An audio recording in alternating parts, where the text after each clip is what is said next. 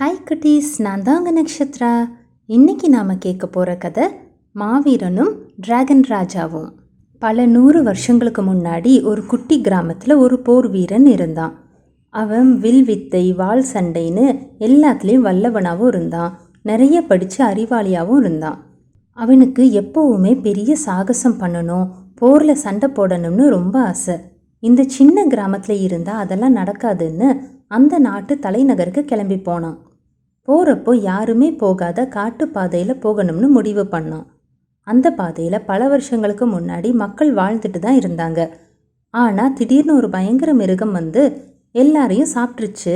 அதுக்கப்புறம் யாரும் அங்கே போகிறதே இல்லைன்னு நிறைய கதைகள் கேட்டிருக்கான். அது உண்மையான செக் பண்ணுறதுக்கு ஆசைப்பட்டு அந்த வழியாக போனான். அது பயங்கர காடாக இருந்துச்சு. கொஞ்சம் தூரம் போனதும் ஒரு ஆறு வந்துச்சு. அதை கிராஸ் பண்ணுறதுக்கு வழி இருக்கான்னு பார்த்தப்போ கண்ணில் ஒரு பிரிட்ஜு தெரிஞ்சிச்சு. அதில் போகலாம்னு கால் எடுத்து வச்சா அதில் ஒரு பெரிய டிராகன் படுத்துட்டு இருந்தது தெரிஞ்சது. அந்த டிராகன் ரொம்ப பெருசாக இருந்துச்சு. அதோட தலை பிரிட்ஜோட ஒரு எண்ட்லேயும் வால் இன்னொரு எண்ட்லேயும் இருந்துச்சு. அது தூங்கிட்டு இருந்தது. அது மூச்சு விடுறப்போ மூக்கில் இருந்து நெருப்பும் புகையும் வந்துச்சு. அந்த போர் வீரன் அந்த டிராகனை பார்த்ததும் திடுக்குன்னு பயந்துட்டான்.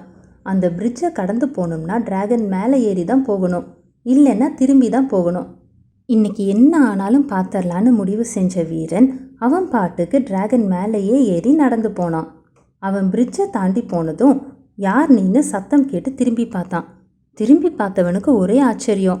அங்கே டிராகனே இல்லை. ஆனால் ஒரு விசித்திர மனிதன் நின்றுட்டு இருந்தான்.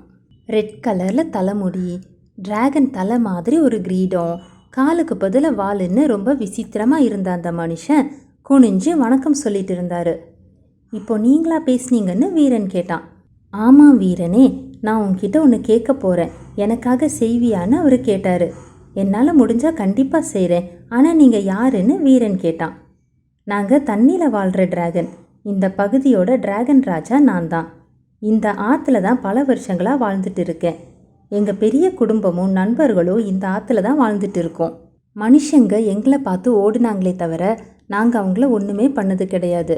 இப்போ சமீப காலமாக எங்களுக்கு ஒரு ஆபத்து வந்திருக்கு. அதுக்காக தான் உங்ககிட்ட உதவி கேட்குறேன்னு டிராகன் ராஜா சொன்னார். அப்படி என்ன ஆபத்து? நான் எப்படி உதவி செய்ய முடியும்னு வீரன் கேட்டான். ஆற்றை தாண்டி இருக்கிற பெரிய மலையை பாரு, அதில் ராட்சத பூரான் ஒன்று வந்திருக்கு. அது ரொம்ப பெருசு. அது தினம் வந்து எங்களில் ஒருத்தரை சாப்பிட்டுட்டு போயிடுது. அதை கொல்ற சக்தி எங்களுக்கு கிடையாது. எங்கள் முன்னோர்கள் ஏற்கனவே இந்த ராட்சத பூரான்கிட்ட இருந்து தப்பிச்சு தான் இங்கே வந்திருக்காங்க. மனுஷங்களால் மட்டும்தான் அந்த பூரானை கொல்ல முடியும்னு எங்கள் தாத்தா சொன்னாங்க. அதனால் மனுஷங்க கிட்ட உதவி கேட்கலாம்னு பார்த்தா எல்லா மனுஷங்களும் பயந்து ஓடி போயிடுறாங்க. நீ மட்டும்தான் என்னை பார்த்து பயந்து ஓடாமல் தைரியமாக என் மேலேயே ஏறி நடந்த. அதனால தான் உங்ககிட்ட உதவி கேட்குறேன். அந்த பூரானை கொன்று எங்களை நீ தான் காப்பாற்றணும்னு சொல்லி முடிச்சாரு டிராகன் ராஜா. அதுக்கு வீரனும் ஒத்துக்கிட்டான். உடனே தன் கையில் இருந்து ஒரு மோதிரத்தை கலட்டி வீரனுக்கு போட்டு விட்டுட்டு என் பின்னாடியே வான்னு சொல்லி தண்ணிக்குள்ளே போனார் டிராகன் ராஜா. கரையிலேயே வீரன் தயங்கி நின்னதும் பயப்படாத, உன் கையில் இருக்கிற மோதிரம் உன்னை காப்பாற்றும் அப்படின்னு சொல்லிட்டு போனார். ஆற்றுக்குள்ளே இறங்கின வீரனுக்கு ஒரே ஆச்சரியம். தண்ணிக்குள்ளே அவனால் மூச்சும் விட முடிஞ்சது, நல்ல தெளிவாக பார்க்கவும் முடிஞ்சது. உள்ள பெரிய ஊரே இருந்துச்சு. நிறைய பெரிய வீடுகள் இருந்துச்சு. அதுக்கு நடுவில் இருந்த பெரிய அரண்மனைக்கு வீரனை கூட்டிகிட்டு போனார் டிராகன் ராஜா. அங்கே அவனுக்கு நல்ல வரவேற்பும் விருந்தும் கொடுத்தாங்க. நம்பவே முடியாத அளவுக்கு அழகான அரண்மனையும் சுவையான சாப்பாட்டையும் ரசிச்சுட்டு இருந்தான் வீரன். அப்போ திடீர்னு பயங்கர இடி முழக்கம் மாதிரி ஒரு சத்தம் கேட்டுச்சு. அரண்மனையே அதிர்ந்த மாதிரி இருந்துச்சு. உடனே படக்குன்னு எந்திரிச்ச டிராகன் ராஜா, அது அந்த ராட்சத பூரான் தான். அது இப்போ கொல்ல வேண்டிய நேரம் வந்துருச்சு. வீரனை எங்களை காப்பாற்று, இல்லைன்னா இன்றைக்கும் யாரையாச்சும் அது பிடிச்சிட்டு போயிடும்னு பதறினாரு. எல்லாரும் அந்த பெரிய மலையை நோக்கி பயத்தோடு பார்த்துட்டு இருந்தாங்க. வீரன் பார்த்தப்போ 2 ஆரஞ்சு கலர் பால் மட்டும் அசைஞ்சு வர்றது தெரிஞ்சது. அந்த 2 நெருப்பு பந்துகள் தான் அதோட கண்கள்னு சொன்னார் டிராகன் ராஜா. அதோட 100 கால்கள்லையும் நெருப்பு மாதிரி சின்ன லைட் தெரிஞ்சது. அந்த நெருப்பு வெளிச்சத்தில் அதோட உருவம் பயங்கரமாக இருந்துச்சு. மெல்ல ஊர்ந்து வந்த ராட்சத பூரானை பார்க்குறதுக்கு ஒரு மலையே அசைஞ்சு வர்ற மாதிரி இருந்துச்சு. அதை பார்க்குறதுக்கு கொஞ்சம் பயமாக தான் இருந்துச்சு. இருந்தாலும் பயத்தை வெளியே காமிக்காம டிராகன் ராஜாக்கு தைரியம் சொன்னான் வீரன். பயப்படாதீங்க, கண்டிப்பாக அதை கொல்ல முடியும், என்னோட வில்லையும் அம்பையும் மட்டும் எடுத்துட்டு வாங்கன்னு கேட்டான். மற்ற வீரர்கள் அதை எடுத்து கொண்டு வந்து கொடுக்கவும் அதில் 3 அம்பு தான் இருந்துச்சுன்றதை பார்த்தான் வீரன். கரெக்டாக குறி வச்சு ராட்சத பூரானை நோக்கி முதல் அம்பை விட்டான் வீரன்.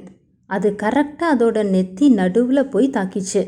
ஆனால் என்ன, அம்பு ராட்சத பூரானை தொலைச்சி உள்ளே போகாமல் தெரிச்சு கீழே விழுந்துருச்சு.